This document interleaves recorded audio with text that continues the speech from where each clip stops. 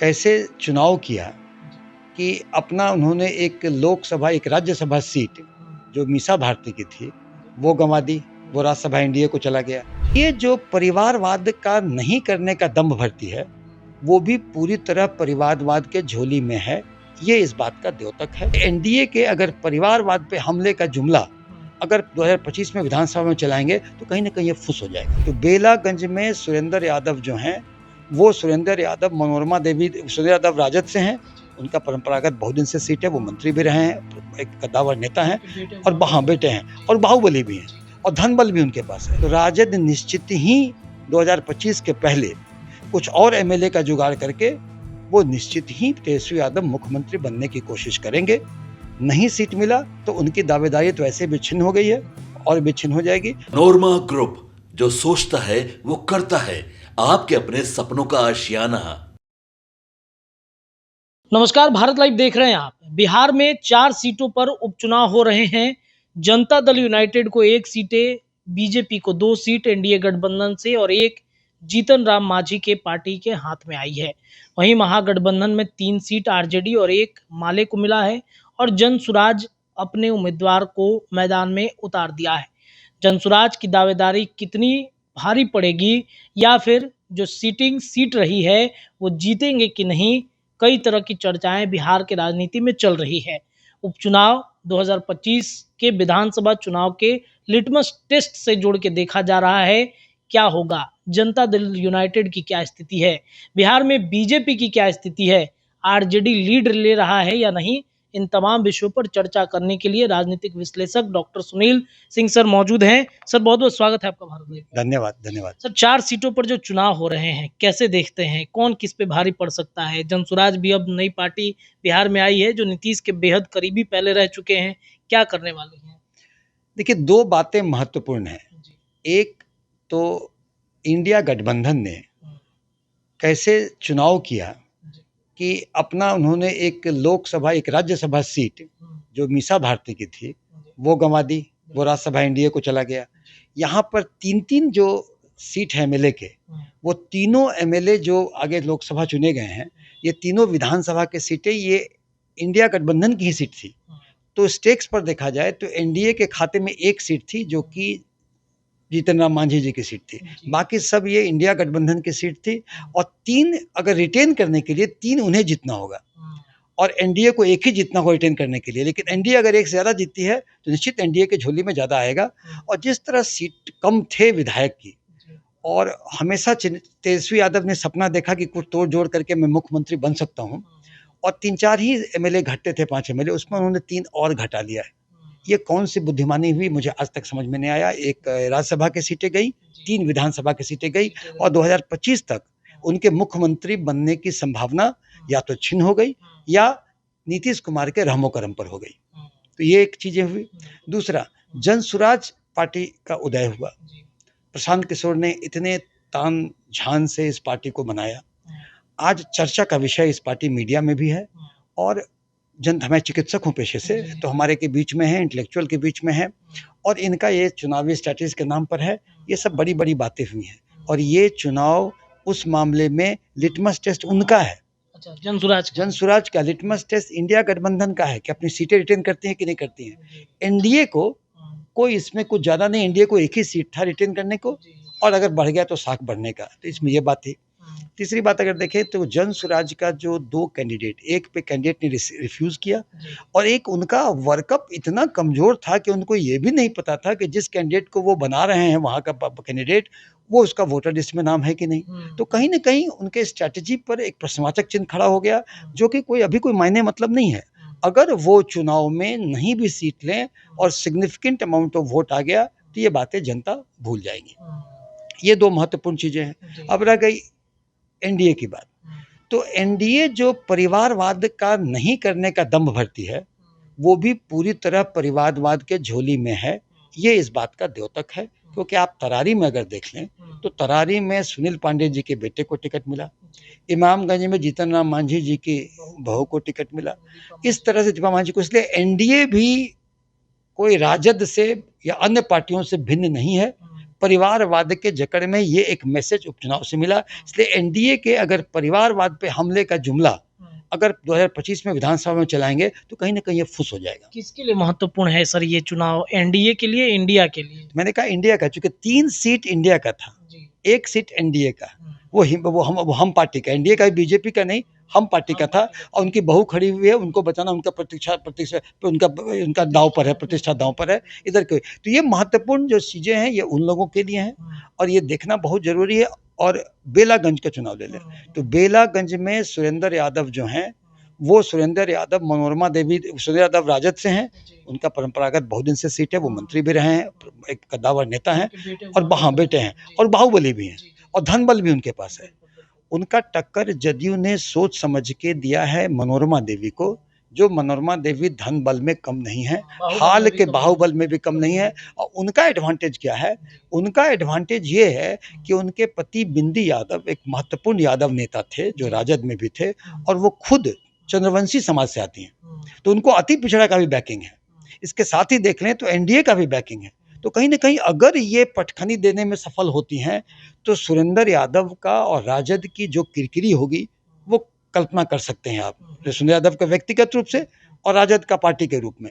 तो वहां पर और अगर यादव के और अगर आरजेडी के एमवाई समीकरण में अगर वाई में डेंट कर दी मनोरमा देवी और एम में डेंट कर दिया पीके का कैंडिडेट अमजद अली, तो रिजल्ट चौंकाने वाले आ सकते हैं। तो ये देखना बहुत महत्वपूर्ण है। बेलागंज है, इमामगंज में प्रतिष्ठा हम का दाव पर है, बेलागंज में ये चीज़ है और अन्य जगह तरारी में ये सब में तो देखिए कि अब कोई खास बात नहीं है। तो ये सारे चीज़ें प्रतिष्ठा दाव पे गिरी हुई है, ऐसे उससे सरकार पर कोई प्रभाव नहीं पड़ेगा। लेकिन अगर चारों सीटें राजद ले लेती है तो राजद निश्चित ही 2025 के पहले कुछ और एमएलए का जुगाड़ करके वो निश्चित ही तेजस्वी यादव मुख्यमंत्री बनने की कोशिश करेंगे। नहीं सीट मिला तो उनकी दावेदारी तो ऐसे भी छिन्न हो गई है और भी छिन्न हो जाएगी। और देखो वो इसी भरोसे रहेंगे कि कब नीतीश जी पलटी मारेंगे और कब उनके पास जाएंगे कि फिर कुछ उन्हें मंत्री पद मिले, इसके अलावा कुछ चारा नहीं। क्या लग रहा है, संभावना है नीतीश कुमार के पलटने की कि एक बार फिर से राजद की तरफ से फिर चर्चा छेड़ दिया गया है कि नीतीश पलट रहे हैं, नीतीश आ रहे हैं? आप तो सर बेहद करीबियों में से रहे हैं, क्या लगता है आपको? देखिए नीतीश जी इशारात्मक राजनीति करते हैं। अगर इशारा आप देखें, अभी सबसे रीसेंट इशारा तो बीजेपी के उप मुख्यमंत्री और अन्य मंत्रीगण ने सारे मीडिया के सामने तेजस्वी यादव के बंगला खाली करने पर टोटी चोर और क्या क्या नहीं कहा कि बंगले का सामान ये चोरी हुआ वो चोरी हुआ। कुछ दिनों के बाद तो रिजल्ट चौंकाने वाले आ सकते हैं। तो ये देखना बहुत महत्वपूर्ण है। बेलागंज है, इमामगंज में प्रतिष्ठा हम का दाव पर है, बेलागंज में ये चीज़ है और अन्य जगह तरारी में ये सब में तो देखिए कि अब कोई खास बात नहीं है। तो ये सारे चीज़ें प्रतिष्ठा दाव पे गिरी हुई है, ऐसे उससे सरकार पर कोई प्रभाव नहीं पड़ेगा। लेकिन अगर चारों सीटें राजद ले लेती है तो राजद निश्चित ही 2025 के पहले कुछ और एमएलए का जुगाड़ करके वो निश्चित ही तेजस्वी यादव मुख्यमंत्री बनने की कोशिश करेंगे। नहीं सीट मिला तो उनकी दावेदारी तो ऐसे भी छिन्न हो गई है और भी छिन्न हो जाएगी। और देखो वो इसी भरोसे रहेंगे कि कब नीतीश जी पलटी मारेंगे और कब उनके पास जाएंगे कि फिर कुछ उन्हें मंत्री पद मिले, इसके अलावा कुछ चारा नहीं। क्या लग रहा है, संभावना है नीतीश कुमार के पलटने की कि एक बार फिर से राजद की तरफ से फिर चर्चा छेड़ दिया गया है कि नीतीश पलट रहे हैं, नीतीश आ रहे हैं? आप तो सर बेहद करीबियों में से रहे हैं, क्या लगता है आपको? देखिए नीतीश जी इशारात्मक राजनीति करते हैं। अगर इशारा आप देखें, अभी सबसे रीसेंट इशारा तो बीजेपी के उप मुख्यमंत्री और अन्य मंत्रीगण ने सारे मीडिया के सामने तेजस्वी यादव के बंगला खाली करने पर टोटी चोर और क्या क्या नहीं कहा कि बंगले का सामान ये चोरी हुआ वो चोरी हुआ।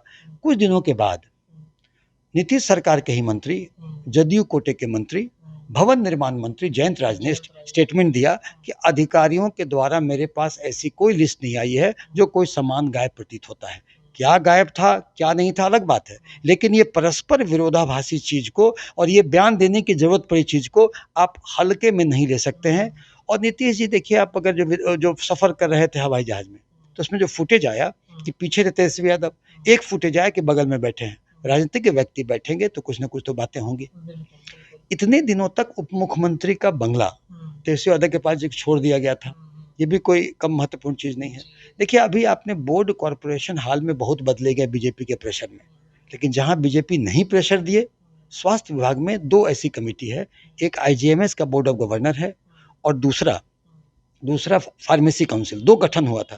फार्मेसी काउंसिल में राजद चिकित्सा प्रकोष्ठ के उस वक्त के डॉक्टर सुधीर थे, वो हैं, उन्हें कोई नहीं बदला गया, फार्मेसी काउंसिल विघटित नहीं हुआ है। IGMS का बोर्ड ऑफ गवर्नर जो उस वक्त के थे डॉक्टर राकेश यादव या जो भी अन्य थे, उन लोगों के साथ में किसी तरह का बदलाव नहीं आया है। तो एक इशारात्मक राजनीति में ये भी आता है। इसके अलावा केसी त्यागी का बयान, इसके अलावा विजय चौधरी, जब ललन सिंह ने वक्फ बिल पर पुरजोर NDA का समर्थन किया तो विजय चौधरी जी जो करीबी माने जाते हैं, उन्होंने हट कर बयान दिया, तो वो उनके माउथपीस हैं। तो इन सब चीज़ों का इशारात्मक राजनीति समझें।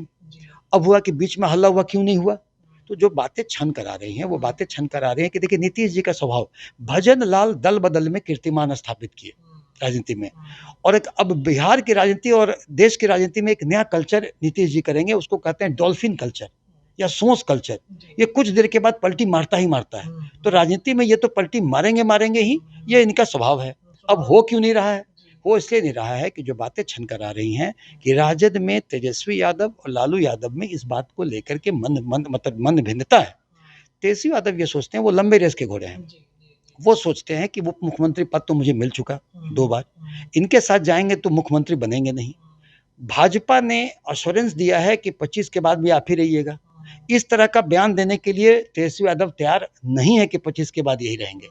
और अगर 7 चुनाव लड़ेंगे तो 100 सीट पर राजद लड़ेगी, 80 सीट फिर जीतेगी, फिर वो ही जीतेंगे, फिर इनके भरोसे रहेंगे, फिर ये पलटी मार के बीजेपी के साथ जाएंगे।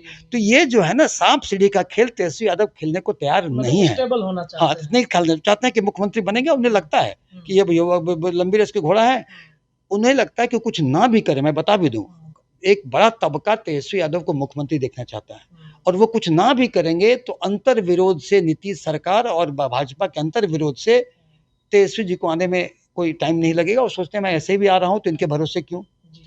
और लालू यादव का जो उसमें है, जो बड़े बुजुर्ग हैं, उनका कहना है भाई अरे भाई इनको तो ले लिया जाए, कुछ संसाधन हो जाएगा, चुनाव लड़ लेंगे, उप मुख्यमंत्री पद रहेगा, और कितने दिन तक चलेंगे, इनका स्वास्थ्य के बारे में तरह तरह की अटकलें हैं। तो इन सब बातों में अगर राजद के अंदर में फैसला हो गया कि लेना है कि नहीं लेना है, तो सोच को पलटी मारने में कोई नहीं समय लगेगा। अच्छा, नीतीश कुमार के स्वास्थ्य की आप चर्चा कर रहे हैं, तो क्या वाकई में उनके स्वास्थ्य में गड़बड़ी है? अमेरिका जाने वाले थे, गए नहीं, क्या कारण रहा उनका?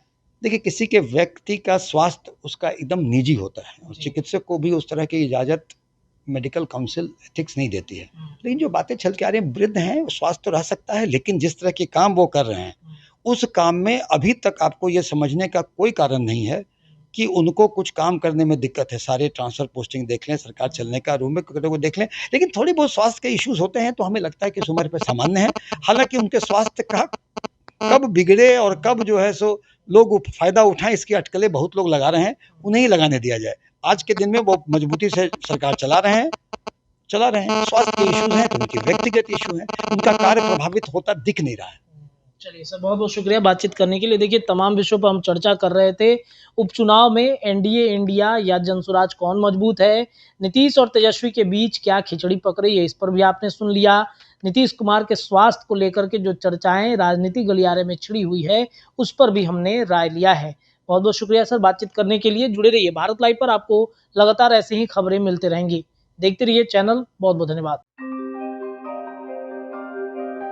आपके सपनों को हमने सजाया है, ई होम्स पैनोरमा को हमने बनाया है। ई होम्स मेरा एक सपना था जिसपे मैं पिछले 4 साल से काम कर रहा था। हमने जो बनाया है वो सबने है माना। ई होम्स पैनोरमा में हो आपका भी आशियाना। और फाइनली हमने 2021 में इस प्रोजेक्ट को लॉन्च किया। बहुत लोग अप्रिशिएट कर रहे हैं कि पूर्णिया जैसे शहर में, बिहार के, एक तो बिहार की बात करें उसमें भी पूर्णिया जैसे छोटे जगह में इस तरह का लाइफस्टाइल देना, ये सुन के हम लोगों को बहुत अच्छा लगता है। ई होम्स में हमने कुछ और भी किया है, जैसे हम जिस जगह में रह रहे हैं हमारे फैमिली सिक्योर हो, उनको सिक्योरिटी का ध्यान में रखा है। आपकी सुविधा और सुरक्षा आपके लिए खास है, ये आपका विश्वास है। इसमें आर्टिफिशियल इंटेलिजेंस का 7 लेयर सिक्योरिटी का हमने इस्तेमाल किया है। लस ग्रीन कैंपस को बनाया है। यदि हमारा बाउंड्री वाल है तो वो वर्टिकल गार्डन है। ये जितने भी फैसिलिटी होता है एक इंटरनेशनल टाउनशिप में ई होम्स है, ये हम लोग विश्वास नहीं कर पा रहे हैं। जो भी हमारे मित्र दोस्त या जो भी हमारे बाहर के बायर आते हैं, तो हम लोगों को बहुत अच्छा सुनने को मिलता है और बहुत अच्छा क्रेडिट मिल रहा है। वो सारा हमने सिर्फ एक बिल्डिंग नहीं बनाया, हमें एक बहुत अच्छा लाइफस्टाइल दिया ये होम्स में, और मेरा एक सपना था जिसको मैं आज फुलफिल होते हुए देख पा रहा हूँ। ये आपका आवास है। ई होम्स पैनोरमा में अब आपका निवास है। E Homes Panorama, luxurious lifestyle redefined. Panorama group, जो सोचता है वो करता है। अगर ये वीडियो पसंद आई और वह बिहार के राजनीति और बिहारियत से सरोकार रखेनी तो सब्सक्राइब बटन दबा के चैनल के सब्सक्राइब कर ली। ओजे एगो घंटी बा, ओकरा बटन दबा देला से कुल सटीक और मारक खबर रुआ मुफ्त में मिल जाई। अगर रुआ पत्रकारिता के हमनी के नया प्रयोग में सहयोग कर चाहतानी तो ज्वाइन बटन दबा दी। पेटीएम नंबर नोट कर ली 9386816700। धन्यवाद।